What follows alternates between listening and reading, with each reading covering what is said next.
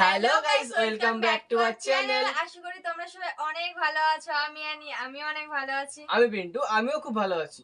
So guys, আজকে একটা সুন্দর ভিডিও নিয়ে চলে এসেছি। মানে এই সন্ধ্যার সময় যেরকম একটা সুন্দর ভিডিও নিয়ে এসেছি, সেটা একটা ভাবনীয় বিষয় বলতে আমাদের কাছে, যে এত সুন্দর একটা ভিডিও খুঁজে পেয়েছি আমরা। মানে ভিডিওটা তোমরা টাইটেল এবং থাম্বনেল তো অবশ্যই দেখে নিয়েছো ভিডিওটা কেমন হতে চলেছে। তো ভিডিওটা হচ্ছে আমাদের নবীর জীবন কাহিনী, মানে ছোটবেলা থেকে নবী বড় হয়েছেন, কি দিয়ে কি করেছেন, সেই সবের জীবন কাহিনী আজকে আমরা দেখবো। যে নবী এতটা স্ট্রাগল করে, যে নবীকে এতটা সম্মান দেওয়া হয়, এতটা ভালোবাসা হয় কি জন্যে। তো নবীর যোগ্যতা বলতে জীবন কাহিনী কিরকম ছিল, জীবনটা কেমন ছিল, দুঃখের না সুখের, সেটাই আমরা আজকে জানবো। তো গাইজ, তোমরা যারা যারা আমাদের চ্যানেলে নতুন আছো, প্লিজ সাবস্ক্রাইব করে বেল আইকনটা অল করে দিও এরকম আরো ইন্টারেস্টিং ভিডিও পাওয়ার জন্য। তো গাইজ, ভিডিওটা খুবই ইন্টারেস্টিং হতে চলেছে। তো যদি এই ভিডিওটা আসল ভিডিও, মানে তোমরা যে মেন ভিডিওটা দেখতে চাও, তাহলে আমাদের ডেসক্রিপশন বক্সে লিংক দেওয়া আছে, সেইখান থেকে তোমরা চেক আউট করে নিতে পারো। তো গাইজ, ভিডিওটা আর বেশি দেরি না করে অবশ্যই শুরু করবো। তার আগে একটা কথা বলি, তোমরা আমাদের যে পরিমাণে ভালোবাসা দিচ্ছ, এভাবে আস্তে আস্তে দিতে থাকো। আমরা তোমাদের জন্য আরো ভালো ভালো কন্টেন্ট নিয়ে আসবো। আর তোমরা কি বিষয়ে ভিডিও চাও প্লিজ একটু কমেন্ট বক্সে আমাদের জানিয়ে দিও, আমরা অবশ্যই নিয়ে আসবো ভিডিও। অবশ্যই সেই ভিডিওগুলো আমরা নিয়ে আসার চেষ্টা করব। গাইস, একটু লেট হতে পারে, তোমরা তার জন্য কিছু মনে করো না। তোমাদের কাছে সেই জন্য আমি একটু সরি চেয়ে নিচ্ছি, কিচ্ছু মনে করো না। আমরা অবশ্যই নিয়ে আসবো, তোমাদের কথা আমরা রাখবো। তো গাইস, চলো বেশি দেরি না করে আজকের ভিডিওটা শুরু করা যাক। আমাদের নবী আল্লাহর হাবিব নবী রাহমাতুল লিল আলামিন নবী বলছেন, কোন মুমিন বান্দা পথ হাঁটা চলার পথে যদি একটা কাঁটা ফুটে পায়ের মধ্যে, ওই কাঁটার ব্যথা যদি সে ধৈর্য ধারণ করতে পারে আল্লাহকে সন্তুষ্টি করার জন্য, আমি নবী রাহমাতুল লিল আলামিন বলে দিলাম, ওই ব্যথা সহ্য করার কারণে, আল্লাহর উপর সন্তুষ্টি থাকার কারণে আল্লাহ তার আমলনামা থেকে গুনাহ মাফ করে দেয়। আর একটু জোরে ফুটলেন কি? কথা বলে না। ফুটলেন কি? এবার আপনি শুধু কি করেছেন জানেন?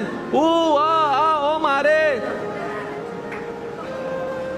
কষ্ট হচ্ছে, কিন্তু একটু ধৈর্য ধরলেন, কারণ আপনি চিল্লাইলেও ব্যথা থাকবে। খুব খেয়াল করবেন, চিল্লাইলেও ব্যথা থাকবে। আপনি ফেল করছেন আর কি পরীক্ষা, আপনি ফেল করেছেন আর কি পরীক্ষা, এখন কান্নাকাটি করলে তো আর সেটা এ প্লাস আসবে না। এখন আমার যুবক ভাই বোনেরা, আমার যুবতী ভাই বোনেরা কি করে, যুবক যুবতী ভাই বোনেরা এটাকে না সহ্য করতে পেরে 10 জনের, ওই যে আমাদের সমাজের কিছু মানুষ আছে, ওই নিজের পাতে কি আছে কি দেখে না, মানুষকে শুধু বারবার খোঁটা মারে, মানুষের পাতের মধ্যে শুধু গুতা মারে। ছেলেটার ওই মেয়েটার এই হয়েছে, ছেলেটার এই হয়েছে, পড়ালেখায় পাস করতে পারে নাই, নিজেদের পরীক্ষায় পাস করে নাই, সে কথা আর বলে না। ওই একটা ছেলে A- পেয়েছে, একটা মেয়ে A- পেয়েছে, এটাকে উৎসাহ সে দেয় না। তারা তো জানে না জীবনের তকদিরের সফলতা গোল্ডেনে প্লাসের মধ্যে থাকে না, আল্লাহর রহমতের মধ্যে থাকে। আপনার জানাশোনার অনেক ছেলে মেয়েকে আপনি দেখবেন ভালো পড়ালেখা করতো না, কিন্তু জীবনে শাইন করছে না, আছে নাকি না আপনারা বলেন। আবার যাদেরকে ছোটবেলা থেকে সবাই বলে সেটা অনেক ব্রিলিয়ান্ট, অনেক ভালো, এটাও তো আপনারা দেখেছেন। এটা আল্লাহ কেন করেছেন?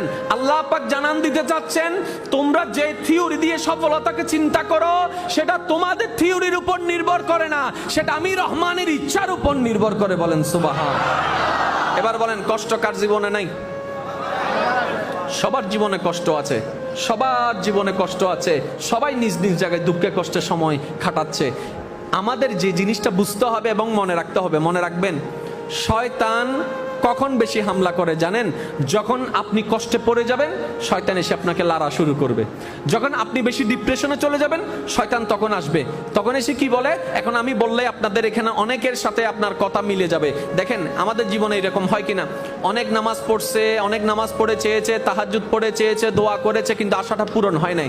এক পর্যায়ে এসে মানুষটা বলে, নামাজ পড়ে আর লাভ কি? হয় এরকম হয়, চেয়ে আর লাভ কি? এতদিন চাইছি পাই নাই তো, এতভাবে চেয়েছি পাই নাই তো, এইভাবে চেয়েছি পাই নাই তো।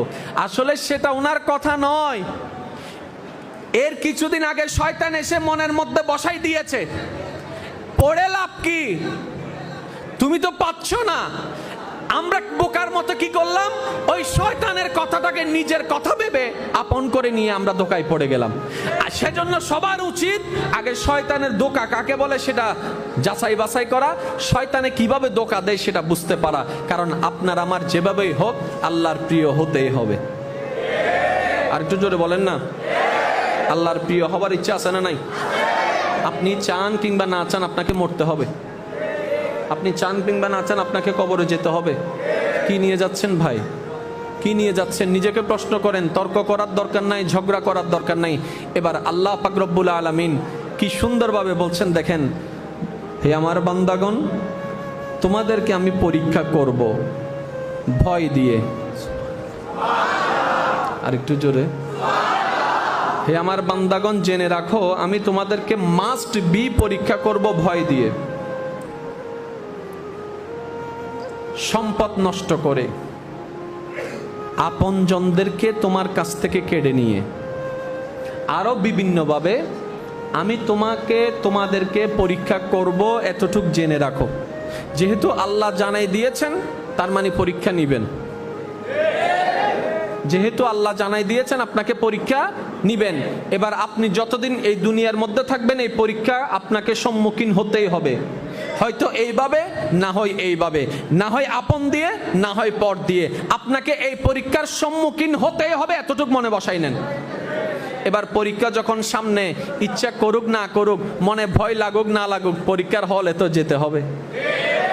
এখন আপনার পরীক্ষা যখন সামনে, আপনাকে তো পড়ালেখা করতেই হবে। সেজন্য দেখলেন না এসএসসি পরীক্ষার মধ্যে যখন আমার ভাই বোনেরা পড়ালেখা করে নাই, যখন হঠাৎ করে অ্যানাউন্স হয়েছে পরীক্ষার সময়, সবাই পড়ালেখা হুরুস্তুল পড়ালেখা শুরু করেছে। এই সামনে এসএসসি পরীক্ষা আসবে, আমার ভাই বোনেরা হুরুস্তুল পড়ালেখা করছে। এতদিন পড়ি নাই আমরা, সেটা এখন টানতে হচ্ছে আমাদেরকে। কথা বলেন ঠিক না? এবার আপনাকে পরীক্ষা দিতে হবে। এবার আপনি পরীক্ষার জন্য প্রস্তুতি যদি নিতে পারেন, আপনার জন্য সফলতা সহজ। এবার পরীক্ষার প্রস্তুতি কিভাবে নিবেন এবং সফলতা কিভাবে হবেন, সেটাও আল্লাহ পাক কোরআনের আয়াত দ্বারা বুঝাই দিয়েছেন। বলেন না সুবহানাল্লাহ? আরেকটু জোরে বলেন। আল্লাহ বলছেন বিভিন্নভাবে আমি তোমাদেরকে পরীক্ষা, আওয়াজ হয় নাই, হে বান্দারা জেনে রাখো, আমি আল্লাহ তোমাদেরকে বিভিন্নভাবে পরীক্ষা, কিন্তু ওয়াবাশশিরিস সাবিরিন, শুভ সংবাদ আমি আল্লাহ জানাই দিলাম তাদের জন্য যারা সেই বিপদ আপদ মুসিবতের মধ্যে এসে শয়তানের পাল্লায় না পড়ে আমি আল্লাহর উপর সন্তুষ্ট থাকতে পেরে ধৈর্য ধারণ ধরে থাকতে পারে, ধৈর্য ধারণ করে থাকতে পারে। আমি আল্লাহ শুভ সংবাদ তাদের জন্য শুনাই দিলাম। তার বিপদও আছে, শুভ সংবাদও আছে। একটু খেয়াল করবেন, বিপদও আছে, শুভ সংবাদও। এবার বলেন তো কোনটা আগে? জোরে বলেন না। শুভ সংবাদ, শুভ সংবাদ। এবার শুভ সংবাদ চাই না কে? সবাই চাই। এবার আমাদের যদি চাওয়াটাই শুভ সংবাদই হয়, তাহলে আমাদেরকে ওই বিপদের সেতুটা পার দিতেই হবে। এবার বেজার লাগে কোথায়, শুভ সংবাদে নাকি বিপদে? জোরে বলেন না। হতাশ হয় কখন, শুভ সংবাদে না বিপদে? এবার আপনার ব্যবসা করেছেন অনেক টাকায় লোন করে, অনেক টাকা লোন করে আপনি অনেক কষ্ট করে ব্যবসা দাঁড় করাইছেন, 3 মাস আপনি লস। এবার আপনার সব দিক থেকে সবাই চাপ দেওয়া শুরু করলো, টাকা দাও টাকা দাও টাকা দাও। এখন আপনি ডানো বামো সামনো পিছনো পথ দেখতে পাচ্ছেন না। এই কৌশলগুলো যদি আল্লাহর ওয়াস্তে যদি আমরা শিখে ফেলতে পারি, সবার আমাদের মধ্যে ঈমানের আলো জ্বলে উঠবে। সুবহান।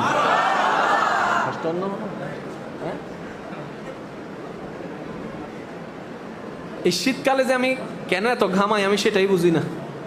অনাতুন গরম লান না, অদুনো হদ্দা না অদুনো হদ্দা, হ্যাঁ হন্ডে যাইতাম। আপনাকে পেয়ে সবাই ঠান্ডা হয়ে গেছে, আপনাকে পেয়ে সবাই ঠান্ডা হয়ে গেছে। ইতারা মনে কষ্ট পার ফানলার। এই আলোচনাটা বুঝার দরকার আছে না নাই? আমি প্রায় সময় একটা আফসোস করি, কোরআন যার কাছে আছে, হাদিস যার কাছে আছে, তার কাছে আর পৃথিবীর কোনো কারো কাছে পরামর্শ নেওয়ার দরকার। আমরা এত ডিপ্রেশনে পড়ে আছি কেন? আমরা কোরআনটাকে আসলে বুঝার মতো, বলেন না ভাই একটু, আমরা কোরআনটাকে বুঝার মতো বুঝি নাই। এই কোরআনটাকে যদি আমরা বুঝার মতো বুঝতে পারতাম রবের কালাম হিসেবে, হায় হায় হায়, আমাদের জীবনের সমস্ত কিছুই সমাধান হয়ে যেত। এখন একটু খেয়াল করবেন, আয়াতটা বুঝার চেষ্টা করি, আল্লাহ যদি আমাদেরকে তৌফিক দান করে। আর একটু জোরে বলেন না। বিপদ আগে, শুভ সংবাদ। তাহলে আপনার আমার টার্গেট কি? শুভ সংবাদ। তাহলে শুভ সংবাদ যদি এখানে হতে পারে, এক সপ্তাহ হতে পারে, এক মাসও হতে পারে, এক বছরও হতে পারে, 10 বছরও হতে পারে, ওই টাইম আপনি আমি শনাক্ত করতে পারবো না, ওই টাইম আপনি আমি সিলেক্ট করতে পারবো না। রবের যেই দিন ইচ্ছা সেই দিনেই তিনি আমাদেরকে পার করাই দিবেন। সুবহান। তাহলে আপনাকে আর শয়তানে ফাঁদে ফেলতে পারবে? আরো জোরে বলেন না, ফাঁদে ফেলতে পারবে? যেমন আপনি যদি কারোর জন্য অপেক্ষা করেন, সে যদি বলে আমি 10 মিনিটের ভিতর আসতেছি, তখন দেখবেন অস্থিরতা বাড়ে, কারণ আপনার কাছে টাইম এখানে সেটিং হয়েছে। কিন্তু 10 মিনিট তো হয়ে গেল, 9 মিনিট হলো, সে তো আসে না, 10 মিনিট হলো আসে না, 12 মিনিট 15 মিনিট হতে না হতে আপনি কিন্তু আবার একটা কল দেন।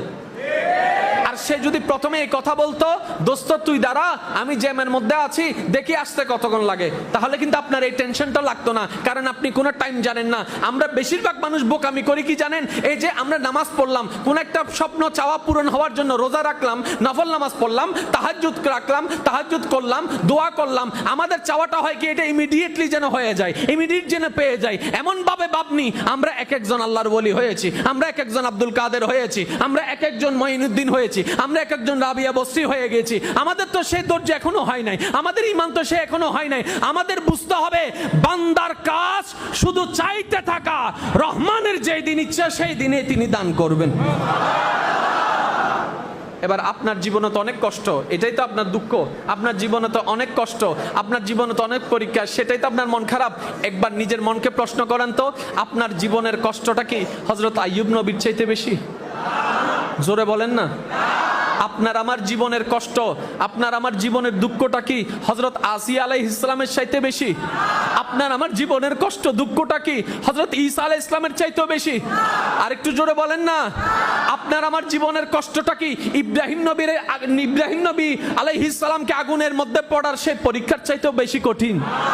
আপনার আমার জীবনের কষ্টটা কি হযরত ইউনুস আলাইহিস সালামের মতো মাছে থাকা, দিনের পর দিন রাতের পর রাত, ওই রকমের চাইতেও কি বেশি কঠিন হয়েছে? আপনার আমার জীবনের কষ্টটা কি নবী রাহমাতুল লিল আলামিনের মক্কার জীবন, তায়েফের জীবনের চাইতেও বেশি হয়েছে? তাহলে ওনাদের কষ্টের সামনে আপনার আমার কষ্টের কোনো কিছুই না। আরে আপনি কেমন নবীর উম্মত, আপনার নবী কত দয়াবান, আপনার নবীকে আপনার আল্লাহ কত শান দান করেছেন। আরে যেই নবীর, গভীর মনোযোগ, যেই নবীর দরবারে ফেরেশতাদের জিবরাইল আসতো, আর একটু জোরে বলেন না, এই জিনিসটা একটু মনে বসায় নেওয়ার চেষ্টা করবেন। যেই নবীর দরবারে ফেরেশতাদের, নূরের ফেরেশতাদের সর্দার আসতো, যেই নবীর লাগতে জিগর নাতিদের জন্য জান্নাত থেকে পোশাক আসতো, যেই নবীর কদম হচ্ছে জমিনে, আল্লাহ এমন দয়া দান করেছেন, হাতটা বাড়াই দিলে হাত পৌঁছাই দিত জান্নাতের বাগানে। যেই নবীর একটা ইশারায় কাদ নারা তাকাল্লুবা, একটা ইশারায় কিবলা পর্যন্ত আল্লাহ পরিবর্তন করে দেয়। আর একটু জোরে বলেন না সুবহানাল্লাহ। যেই নবী পথ দিয়ে হেঁটে গেলে নিষ্প্রাণ পাথর পর্যন্ত সালাতু সালাম দিয়ে দিত। সেই নবী জীবনে বুকের কষ্টে থাকবে, ক্ষুধার যন্ত্রণা থাকবে, এটা কি মানা যায়? জোরে বলেন না রে ভাই। রিজিকের মালিক কে? আরো জোরে বলেন, রিজিকের মালিক কে? এবার আমার নবীকে, আল্লাহর বন্ধু, আল্লাহর হাবিব রাহমাতুল লিল আলামিন, তাহলে সেই নবীর ঘরে বলে খাবার, আমরা শুনি সেই নবীর ঘরে খাবার নাই, একটা খেজুর দিয়ে 3-4 জনে ভাগ করে খায়, একটা খেজুর দিয়ে 3-4 দিন ধরে খায়, 3 দিন উপবাস থাকে, খাবার নাই, সন্তানরা খেতে পারে না, নাতি খেতে পারে না। ইয়া নবী রাহমাতুল লিল আলামিন, আপনি চাইলে তো জান্নাতের খাবার প্রতি মুহূর্তে আপনার ঘরে আপনার আল্লাহ পাঠাই দেয়, আপনি চাইলে তো জিবরাইল জান্নাত থেকে খাবার নিয়ে আসে, এত কি সুযোগ থাকার পরও আপনি কেন উপবাস আছেন? তখন নবী রাহমাতুল লিল আলামিন বলে, আল্লাহ আমাকে না পাওয়ার দিয়েছে, আমাকে না অথরিটি দিয়েছে, আমাকে না সুযোগ দিয়েছে, আমাকে না ক্ষমতা দিয়েছে, আমার উম্মতদেরকে তো সেই ক্ষমতা সবাইকে দিবে না, আমার উম্মতরা তো সেই ক্ষমতা পাবে না, আমার উম্মতের মধ্যে অনেক গরিব উম্মত, খাওয়ার অভাবে কষ্ট পাবে, রিজিকের অভাবে কষ্ট পাবে, তারা বাজার বাজার করতে পারবে না, অর্থনৈতিক কষ্ট পাবে। তারা যদি শুনে তাদের নবী এত পাওয়ার সুযোগ থাকার পরও কখনো বেঈমানি করে নাই, অন্যায় পথে যায় নাই, খোদাকে আপন করে নিয়েছে, আল্লাহকে ছাড়ে নাই, তখন ওই উম্মতরা বলবে নবী যদি খোদার যন্ত্রণায় ঈমান রক্ষা করে ধৈর্যের সাথে থাকতে পারে, আমরা নবীর উম্মতরাও ঈমান বিক্রি করব না, ধৈর্যের সাথে থাকতে পারবো। তাকবীর, আল্লাহু আকবার। নারে রিসালাত, নারে গাউসিয়া, পবিত্র ঈদে মিলাদুন নবী। উচ্চ আওয়াজে বলেন না সুবহানাল্লাহ। একটা কথা মনে রাখবেন, যদি আল্লাহর প্রিয় হতে চান, ঈমান তো আলহামদুলিল্লাহ আছে। আমার আওয়াজ মনে হয় আপনারা শুনতে পাচ্ছেন না, পাইলে একটু আওয়াজ দেন। আলহামদুলিল্লাহ রাব্বিল আলামিন, আমাদের ঈমান তো, শুধু আমলটা একটু জোরে বলেন, আমলটা একটু। কারণ রবকে খুশি করার মতো যে পরিমাণ যত সুন্দর কোয়ালিটিফুল আমল দরকার সেটা আমাদের কারো কাছে, তাই আমরা সবাই চেষ্টায় আছি, আমরা সবাই চেষ্টায় আছি রবকে খুশি করার জন্য। মনে রাখবেন আজকে থেকে একটি কথা, জীবনে যাই আসুক, পক্ষে হোক বিপক্ষে হোক, একটা সূত্র মনে রাখার চেষ্টা করবেন। এটা আপনার ফ্যামিলিগত হোক, ফ্যামিলির বাইরে হোক, দৈনন্দিন জীবনের 24 ঘন্টা এই কথাটা মনে রাখবেন। বুঝেন কিংবা না বুঝেন, পক্ষে হোক বিপক্ষে হোক, প্রথম যে কোনো সিচুয়েশনে আগে বলবেন আলহামদুলিল্লাহ, আলহামদুলিল্লাহ, আলহামদুলিল্লাহ।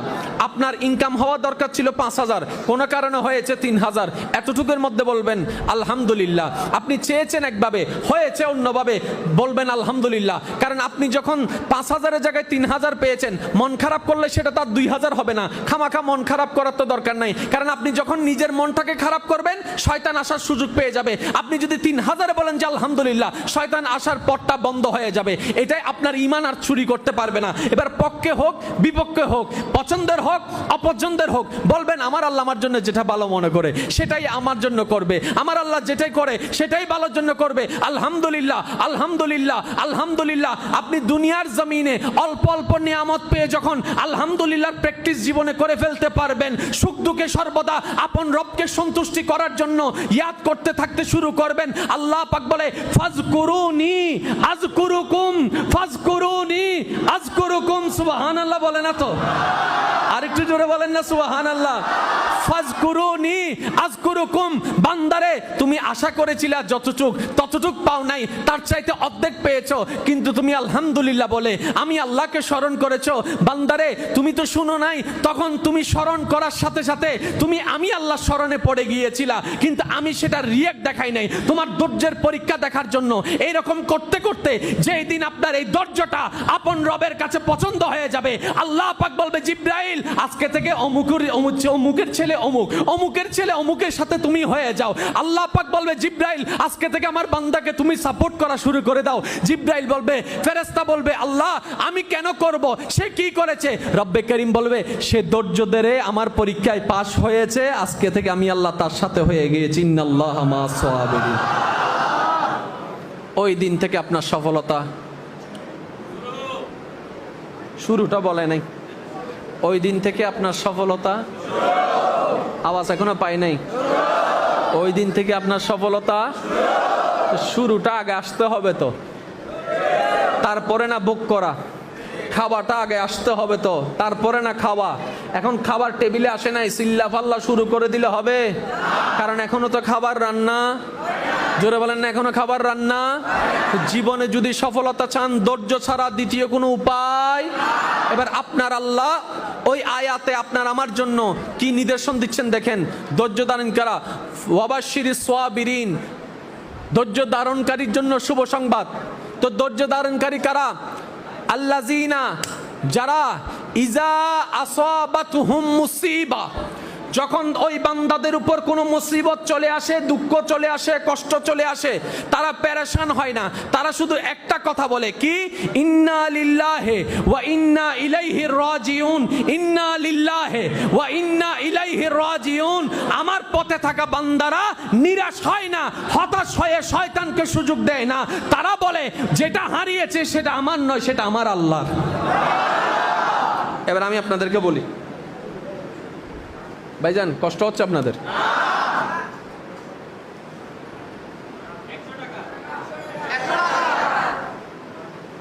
যার পকেট থেকে হারায় সে খোঁজে। জোরে বলেন। ওনার পকেট থেকে হারালো, উনি খুঁজতে আছেন। আমরা বললাম ভাই কি খুঁজেন? আমার 100টা টাকা হারাই গিয়েছে। এখন অস্থিরতা কি 100 জনের মধ্যে না একজনের মধ্যে? জোরে বলেন না। এবার কিছুক্ষণ পরে আমার ভাইজান পাইলেন, পাওয়ার পরে স্থির হয়ে গেলেন। স্থির হওয়ার পরে উনি দোকানে গেলেন, দোকানে যাওয়ার পরে সেটা দিয়ে কিছু একটা কিনে আনলেন। এখন টাকাটা চলে গেল দোকানদারের কাছে। এবার যখন সেই একই টাকাটা হারাই গেল, আমার ভাইয়ের আর টেনশন নাই, এবার টেনশন দোকানদারের। এবার দোকানদার খুঁজতে আছে, এবার দোকানদার খুঁজতে আছে। এবার দোকানদার যখন পেল সে শান্তি হয়ে গেল। কিছুক্ষণ পরে আপনি গেলেন, কিছু একটা জিনিস কিনিলেন, নেওয়ার পরে আপনাকে এই চেঞ্জটা সে দেয়। এখন ওই টাকাটা আপনার কাছে আসার পরে আপনি মাহফিলে আসলেন, আসার পরে এবার আপনার থেকে হারাই গেল। এবার আপনি খুঁজতে আছেন। আমার ভাই বসা,